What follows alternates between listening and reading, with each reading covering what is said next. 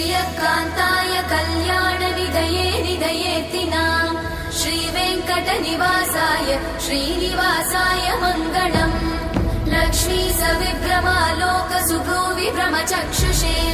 चक्षुषे सर्वलोकानां वेङ्कटेशाय मङ्गलम्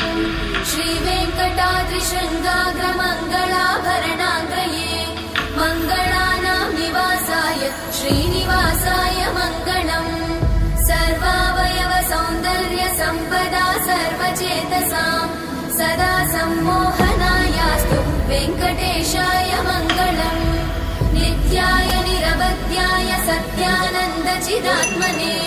सर्वान्तरात्मने श्रीमद् वेङ्कटेशाय मङ्गलम्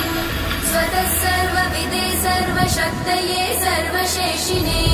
सुलभाय सुशीलाय वेङ्कटेशाय मङ्गलम्।